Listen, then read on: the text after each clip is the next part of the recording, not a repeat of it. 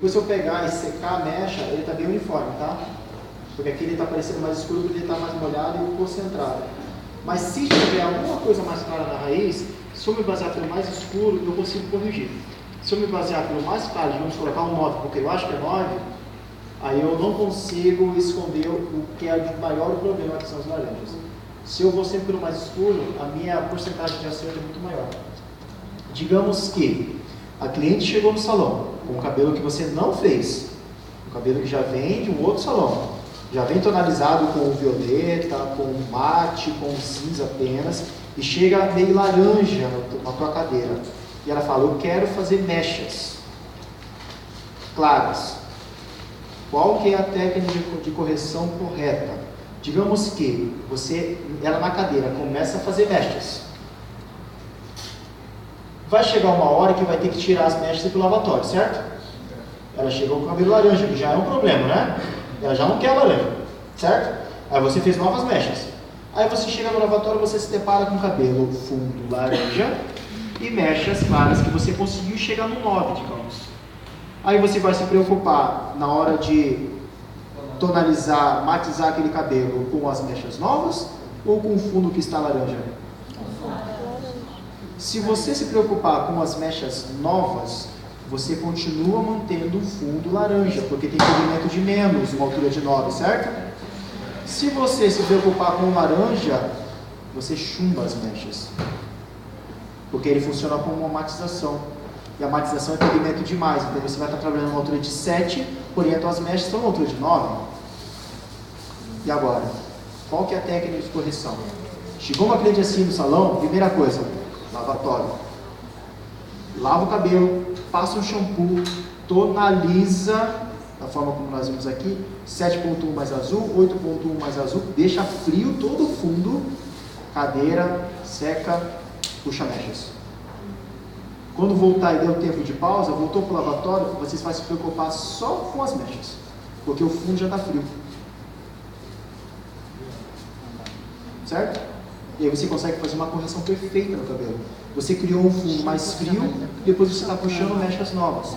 Se essa mecha, por mais claro que seja, ela se encontra com laranja, amarela as mechas. Se essas mechas, por mais claro que seja, se encontram com marrom, tudo fica marrom. O que nós vemos hoje em muitos nossos loiros? Marrom com mecha bege, né? Aí essa cliente quer uma mecha platinada, você não consegue associando isso com marrom. Você consegue associando isso com um tom escuro ou com o natural. O marrom sempre amarela as mechas. Esse marrom aparece porque a gente está usando um super clareador, ou a gente está tonalizando com a X de 20, que isso também desbota o cabelo natural do lado das mechas, 20 ou 30, ou a gente faz a raiz de marrom mesmo. E quando faz a raiz de marrom, de 67, 77, fica bonito? Fica. Só que você não consegue dar destaque na mecha, porque você só consegue contraste e luminosidade quando você tem um contraste grande, do claro com o escuro. Então, deixa o cabelo uma altura de 4 e faça mechas claras, você consegue um contraste. Mas se você colorir o cabelo de escuro para puxar mecha clara, você também já não consegue. Né? Porque existe uma resistência.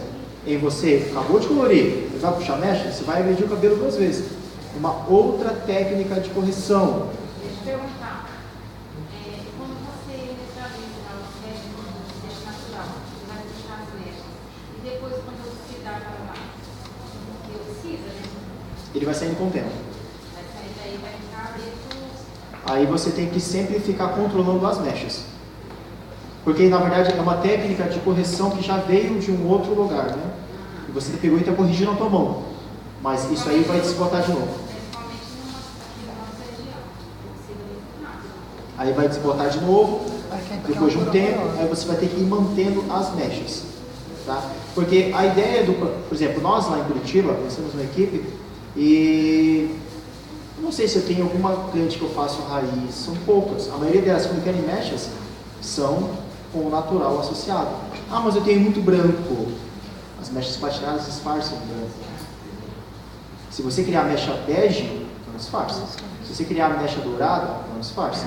Agora, se você criar efeitos mais cinzas e frios, os brancos eles se somam a isso e a pessoa ela aproveita o branco natural dela como parte das mechas. E ela só precisa fazer mechas. Agora, se você faz a raiz de alguém, tem que sempre manter o efeito natural, nunca puxar com marrom.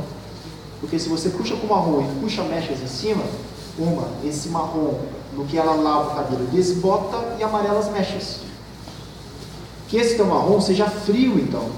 Seja um marrom mais cinza, mas mesmo assim, com o tempo, o cabelo, o fundo de clareamento, ele fica um pouco mais de evidência, fica mais quente e você não consegue ter mechas que apareçam o efeito mais claro. Tá? Veja que está sendo aplicado agora de uma vez, vai ser aplicado por completo o cabelo de todas as pontas que nós separamos aqui que sobraram, e vai ser aplicado de forma rápida e a gente vai lavar de uma vez só. Certo? Então é interessante quando está com o namorado, está com o marido no salão, e se o cara continua com a mulher vendo a questão é porque é amor. Tá? Já temos casos do profissional de desfiar a mecha, eriçar ela e aplicar o pó, e na hora de voltar ainda está uma marcação.